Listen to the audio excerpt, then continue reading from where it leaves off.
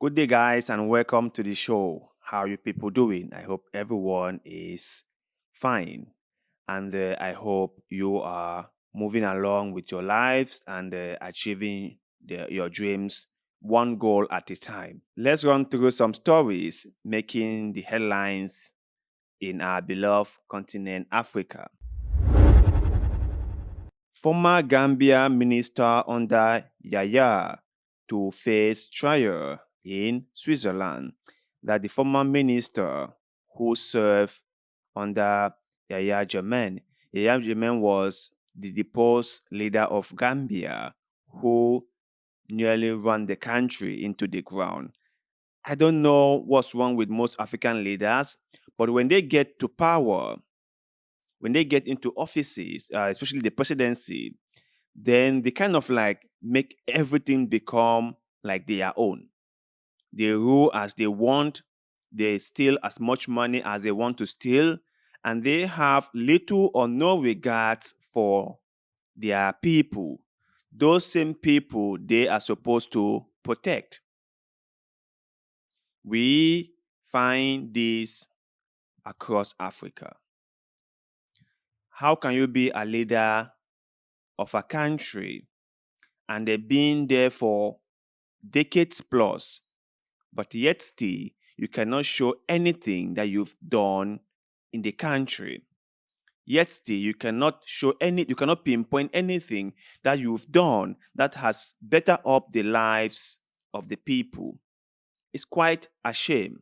So let's continue. The trial former Gambian Interior Minister Usman Sanko will open on January 8th.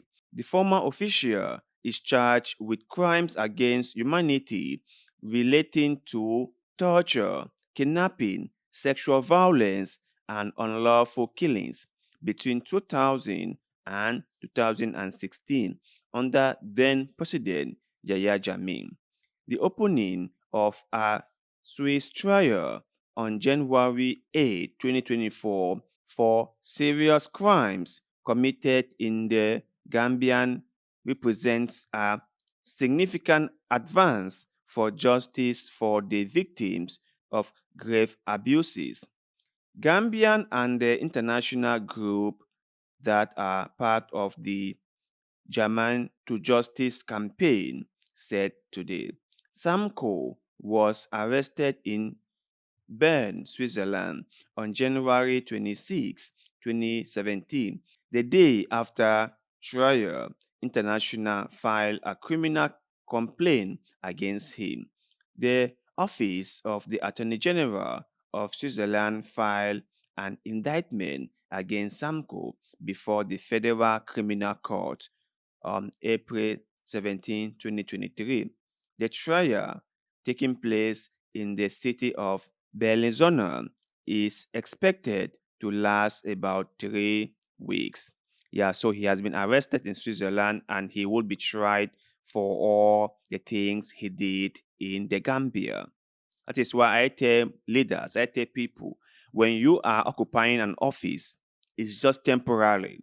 It's not who you are. The fact that you are occupying that office doesn't mean that you go out there doing things the way you like. But for Africans, this is like something that one has to tell them again and again and again and again. When an African occupies a post of responsibility, a post that has power, that Africans start misusing the power that the office has. They go around doing things the way they like. They go around abusing and maltreating people. Those same people they are supposed to protect are the same people they go maltreating. So we are happy that some of them are held responsible or are held accountable. Some of them do go scot-free, but sometimes the arm of the law holds some of them. So let's move on to our second story for today. Sonko's application to contest for February 25th presidential election rejected. Yeah, Sonko bid for the election has been turned down, citing irregularities.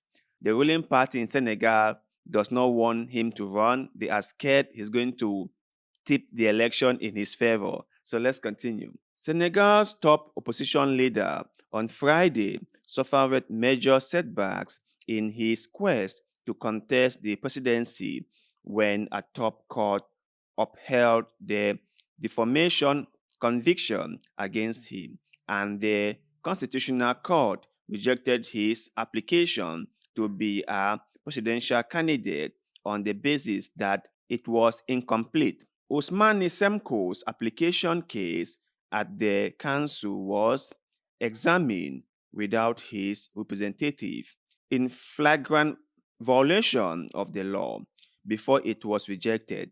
His lawyer, Claire, told reporter from the outset the government had shown its willingness to invalidate Usman Samko's candidacy. The council's decision came hours after the Supreme Court rejected the jail opposition leader's appeal for his conviction for defamation after being sued by a government minister. The trial was seen as the latest twist in a prolonged legal battle involving several charges which the opposition leader has alleged is to stop his presidential bid in the February election. Things like this happen in Africa all the time. We see opposition candidates being sidelined. We see the ruling party doing whatever they can to make sure that the opposition does not run. Some of them will go as far as silencing the opposition.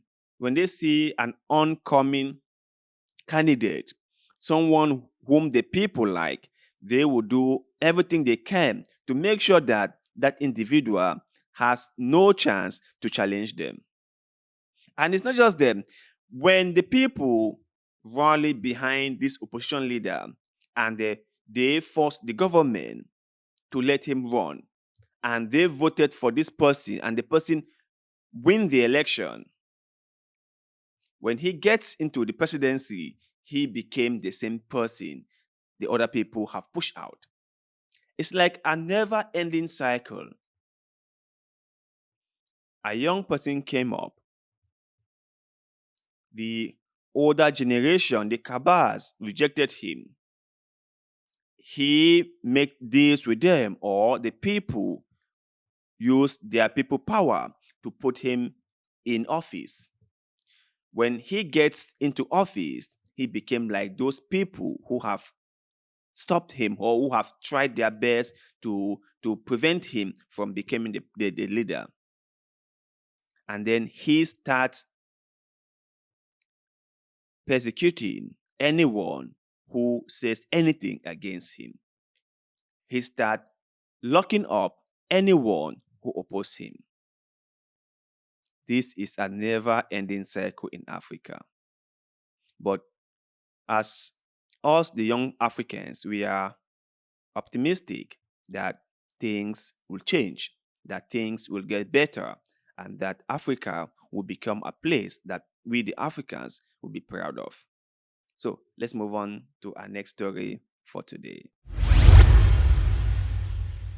US removes Uganda from AGOA trade deal. Yeah, that the US has removed Uganda from the AGOA trade deal. This was a deal put in place by the US and some African countries.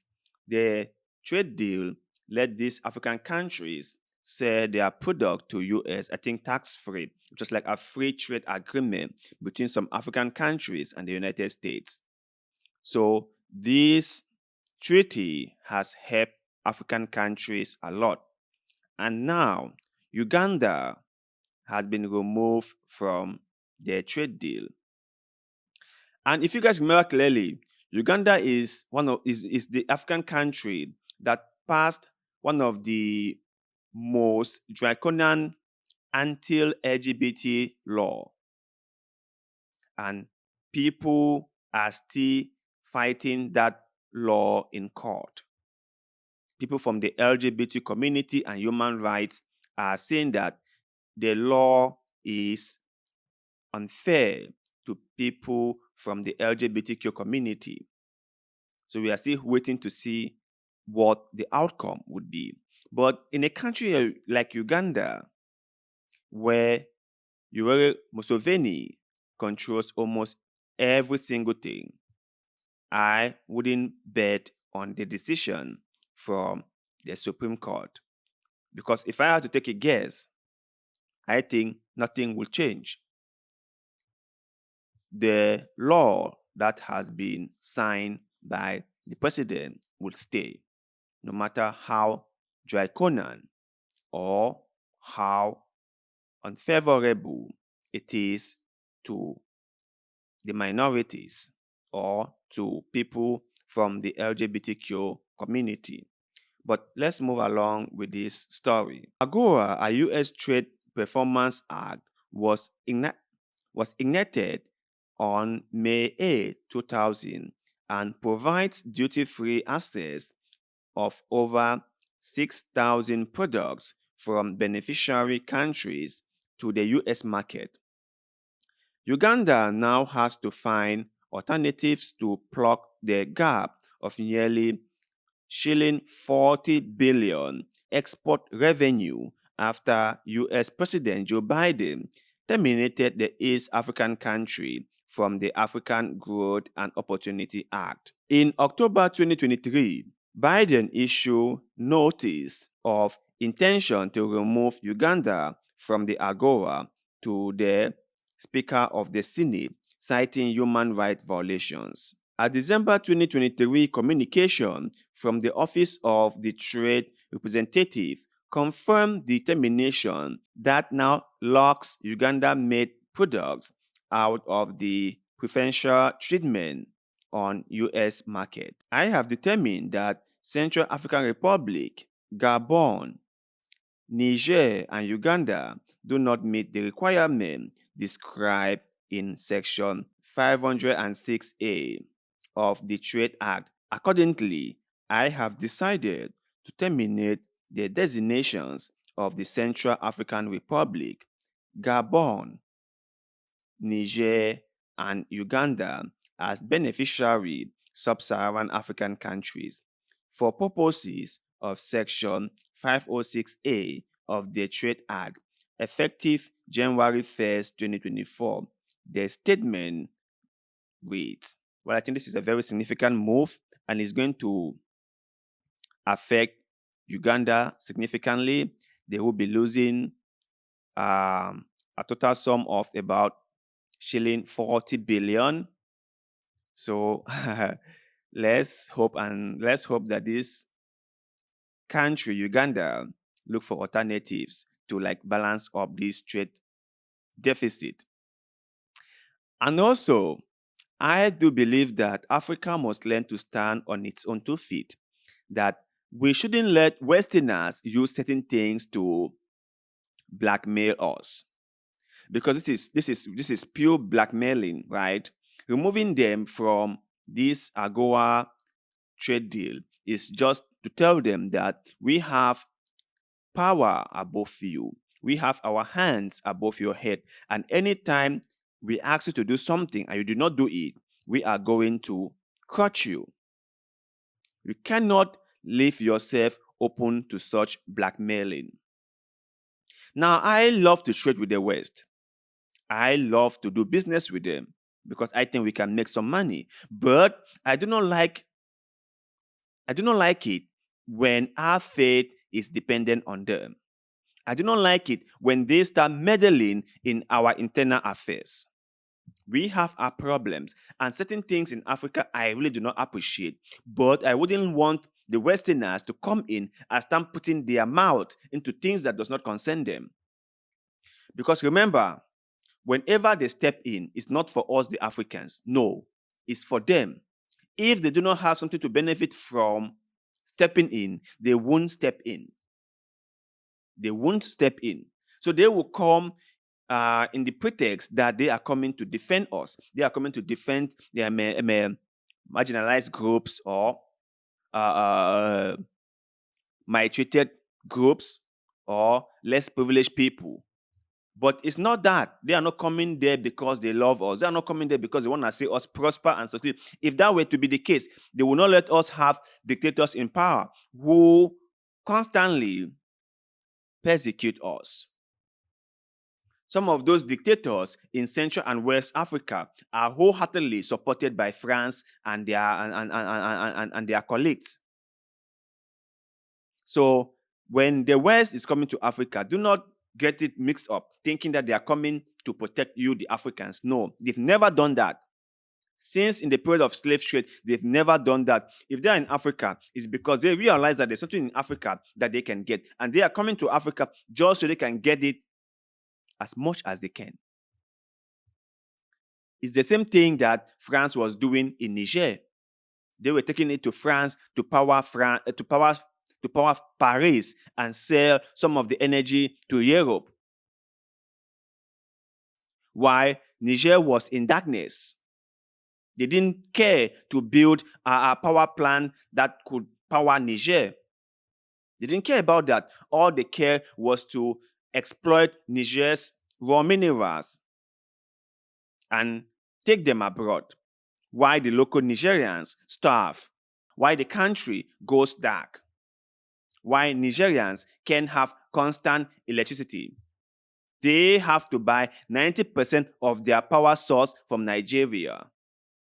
And Nigeria cannot even provide its own citizens with enough power. You can see the shame in Africa. But we are happy that countries in West Africa have realized this and are beginning to stand up.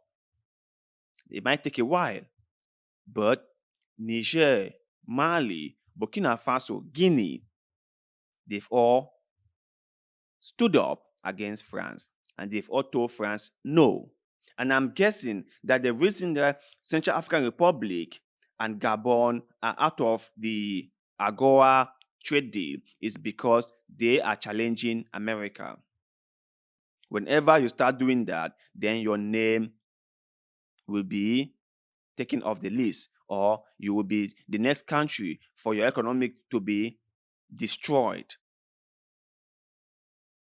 So, that were the news we had time to cover today, and we would like to hear your thoughts and opinions in the comment section below. Let us know what you think about America and Western influence in Africa. Has it been to the benefit of African people, or the West has always benefited being in Africa? Let us know in the comment section below, because like always, we love hearing what you have to say. Please don't forget to like this video, share this video, subscribe to this channel because that helps us a lot and we shall forever be grateful to you. So thank you very much for doing just that. And like always, see you in the next one.